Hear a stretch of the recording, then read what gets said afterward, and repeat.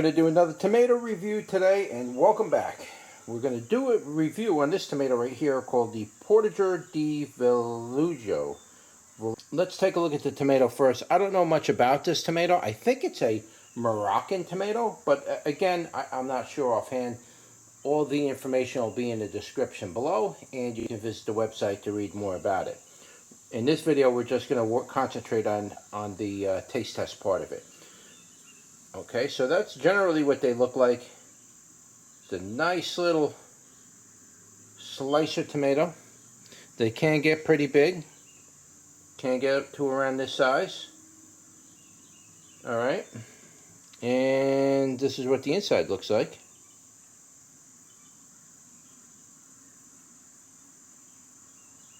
Looks like it's tri-chambered. And that's about it. Let's throw some of these on a scale, see what the weight looks like. Give you an idea on how much the weight is. A lot of people ask me, but what's the weight of the tomato? What's the weight of the tomato? I don't know. I never really weigh them. This is the larger of the bunch. That weighs approximately 3 ounces. Here's one a little smaller. 2.7 ounces, a little smaller than that, 1.8 ounces, and of course, you know, you can get much smaller. So the sizes range quite a bit on this. 1.8. They range quite a bit, and they're generally a slicer tomato, but if you look at it, they're a flattened variety. It's a flattened slicer. Not perfectly round like the boxcar willy or something to that effect. So let's get right into the bricks of it for you bricks people. And we will do a little bit of a bricks for you. Okay, it's about 4.75 on the bricks, 4.75, a little low on the sweetness. But this year has been really strange. Even low ones have been tasting quite well with sweetness, so you can't really totally go by that, but I give you the bricks number anyway, just so you guys know what the bricks is. So, okay, alright, let's start with the sweetness. First of all, the sweetness wasn't very high. At best, I'm going to put it at maybe a 20. So it wasn't very high and it wasn't very pronounced. The bricks meter even said that it was 4.75, so it was a little below that 5 mark. Once you get below that 5, you're not normally going to find any sweetness, really. So the sweetness was kind of low. I wasn't too happy about that. The tangy part wasn't too bad. I would probably, if I was to put that in a scale of 1 to 50, I would probably put that somewhere around, I don't know. It was definitely higher than the sweetness. I'd probably say it was about maybe 26 on the tangy part. So there was some tanginess there. There was low sweetness, but I don't know. I wasn't too thrilled with the combination of those two. They weren't working as good. Tomato flavor wasn't bad, to be honest with you, but because the sweet and the tangy weren't really delivering that flavor very well, I wasn't impressed with the flavor. But if I was to rank the intensity of the flavor, I would probably put it kind of a little below average. The intensity of the flavor, and when I say intensity, I mean the strength of the flavor. How strong was that tomato flavor? How well was that tomato flavor, and how prominent was that tomato flavor in the whole profile of it? And it wasn't quite high. I wouldn't even go, you know, on a scale of 1 to 10, I wouldn't even go in the middle on the 5. I'd go a little below that. I'd say 4.5. You know, it was somewhere. It was below par. So I wasn't pleased with that either, unfortunately. So it was there, but I don't know, it wasn't. I think if we raised the sweetness and the tangy a little bit, we probably could have really enhanced that flavor. A lot of times, these tomatoes that don't necessarily taste that very good at the time you're eating them raw, you can add a little sea salt to it, and it's like a brilliant wake-up to that tomato. Tomato tastes totally delicious now. So a lot of times, these tomatoes that don't taste so good, oftentimes when you add salt to them, they taste a lot better. And again, when you turn these into sauce, it's going to taste like tomato sauce. It's not going to taste bad. A tomato like this, I would just turn right into sauce. I would prefer to eat other tomatoes raw rather than this one. And again, these reviews are really based on eating the tomatoes raw. The flavors and everything is based on the raw flavor. It's not based on when you cook it, because once you cook it, everything kind of starts to go out the window. You change the flavor of everything altogether. Okay, moisture-wise, it was about average on the moisture. It wasn't terribly soaking wet, but it was moist. I'd say it was probably on a 5. It was right in the middle of the road on that one. Now, tardy or sour, I'm probably going to say on that one, there was some tardiness in there, and I'm probably going to put about a 1 or 1.5 on the tardiness. If you get the 5, that's overwhelmingly tardy. That means it's tardy more than tangy, and if it's above 5, then you probably wouldn't want to eat that tomato. So that's why I just put 10 in there, but I should have made it just 0 to 5, because tardiness is just a slight effect you get from an intense tanginess. It's an over intensity of the tanginess. So, but I put 10 on there anyway. So if I do hit a tomato, and I have had tomatoes that were way over 5, I just never rated them that way. And I'll tell you, you can't really eat them. It's literally like eating a lemon. So.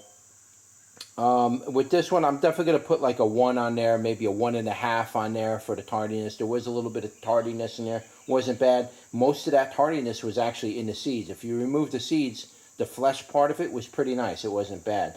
But with the seeds, you got that tangy, tardy effect going in there. Now, undertones, there were some undertones to the tomatoes that weren't totally ripe. I did pick up some earthy tones in there. But on the totally ripe ones, there was still a little bit of an undertone, but not really, nothing really. You know, it wasn't prominent or anything. So if I was to give the undertones a number, I'd probably go with like a 0.5 on the undertones. There's something there, but it was really, really low. So I don't even think that would transcend into your tomato sauce. I think if you cooked your sauce a little bit longer, all of them undertones would just vanish. Now, texture is something I want to talk about. The texture was kind of on the chalky side. In other words, it was grainy-like. It didn't just melt in your mouth. It was a little bit on the grainy side. It felt like it was, the moisture wasn't, impermeated into the flesh part of it very well. So the moisture kind of it separates quickly. You're left with the flesh, and then the flesh is kind of like a chalky, grainy type effect on that tomato. I am not a big fan of that at all. I don't even really like making sauces with tomatoes that are like that. But this one had kind of a grainy, chalky type effect. It wasn't necessarily dry, but the moisture was all like inside the seeds and part of it, the tomato. The flesh part of it on itself was actually kind of, it was kind of like on the dry side. It wasn't like saturated with moisture. I wasn't impressed with the texture. If I was to give a number on the texture, with 10 being the highest, the best number on it, texture-wise, I'm probably going to put this at about a 3. I wasn't very impressed. It wasn't overly grainy, but it was kind of on the grainy and kind of on the chalky side. So I wasn't very impressed with that part of it. Now, as far as production goes, production was actually pretty good. It was a little above average. You'd probably go with a 6 on the production. It was, it wasn't overly producing, but it produced quite well, to be honest with you. I mean, I got a lot more tomatoes than what you see on the table here, and they're still green on there. So it's a pretty good producer. I will definitely give it that. So what would be my overall rating from, number 1 being the number 1 tomato, 10 being the lower end of the tomatoes? Well, because of all these factors I just talked about that I wasn't necessarily totally pleased with, I can't rank it very high. I would probably put this tomato down, unfortunately, like on a 6 level. So, if you have number 1 and then 5 being in the middle and 10 being the lowest, I'm putting this at a 6. So this is below an average, an average type of tomato. It's not going all the way to the top. This one was definitely on the low end for me. I will grow it again next year just to see if I can improve the flavors a little. It could just be that I planted it late. Maybe it was too hot of a season, not enough lime in the soil. I don't know. Pick your poison. Usually when I grow tomatoes in the back, in the soil, in the ground, I really get a good flavor because my soil in this area is very rich soil. It's very mineral dense and mineral rich soil. So my tomatoes should be tasting generally, pretty good. Now, if you want to increase the sugar content of it, yeah, you got to adjust the pH of it. But to be honest with you, I got a feeling that this tomato is just going to come out the same way next year. So hopefully not, but we'll give it a go again. We'll see if it's going to pull off the same stunt. If it does, then yeah, it is what it is, guys. I mean, it's not my type of tomato. Now, there's a lot of other people out there that actually like these type of tomatoes. That's fine.